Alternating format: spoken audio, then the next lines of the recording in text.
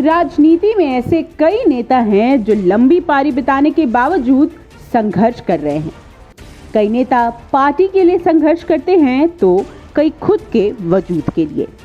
शिवपाल सिंह यादव उत्तर प्रदेश में एक ऐसे नेता माने जाते हैं जिन्होंने अपनी आधी जिंदगी राजनीति में बिता दी है। बावजूद इसके वे इस वक्त उत्तर प्रदेश में संघर्ष करते हुए दिखाई दे रहे हैं। दरअसल शिवपाल सिंह यादव को समाजवादी पार्टी का एक बड़ा नेता माना जाता है। न केवल समाजवादी पार्टी बल्कि वे अपनी खुद की पार्टी प्रसपा के भी मुखिया हैं। लेकिन अपने भतीजे अखिलेश यादव से अच्छे रिश्ते ना होने की वजह से इस वक्त वह प्रदेश में संघर्ष करते हुए दिखाई दे रहे हैं। हालांकि ऐसा 2012 के बाद ज्यादा देखा गया, जब समाजवादी पार्टी की कमान अखिलेश यादव के हाथों में सौंप दी गई थी।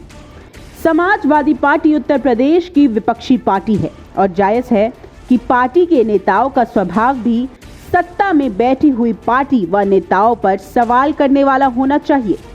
लेकिन शिवपाल सिंह यादव की तरफ से ये बात देखी नहीं गई है।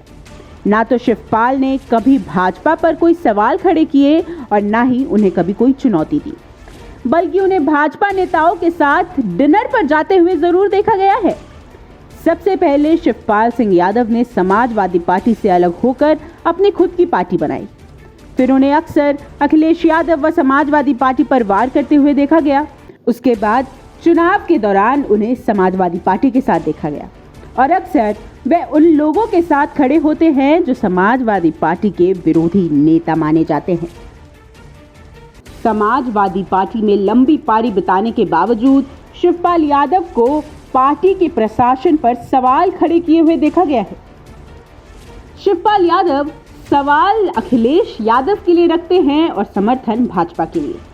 जिस वक्त देश में राष्ट्रपति चुनाव हो रहे थे तब उन्होंने उस प्रत्याशी को अपना समर्थन दिया जिसके साथ बीजेपी का समर्थन था।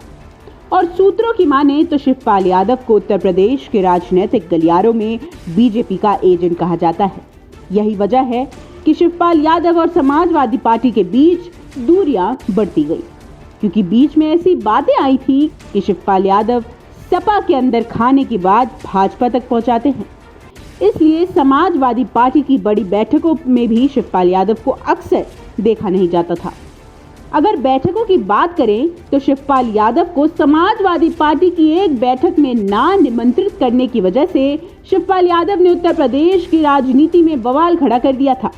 लेकिन इसके पीछे का कारण बहुत कम लोग ही जानते हैं। सूत्र बताते हैं कि अखिलेश यादव को ये बात पहले से ही पता थी कि उनके चाचा शिवपाल यादव समाजवादी पार्टी की बात योगी या मोदी तक पहुंचाते हैं। यही वजह थी कि उन्हें बैठकों में शामिल नहीं किया जा रहा था। इसके बाद शिवपाल यादव ने अखिलेश यादव पर व्यक्तिगत आरोप व टिप्पणियां करना शुरू कर दिया और अब ऐसी खबरें भी सामने आ रही थी कि शिवपाल यादव समाजवादी पार्टी का गढ़ मैनपुरी से चुनाव लड़ने वाले हैं, वो भी समाजवादी पार्टी के विरुद्ध।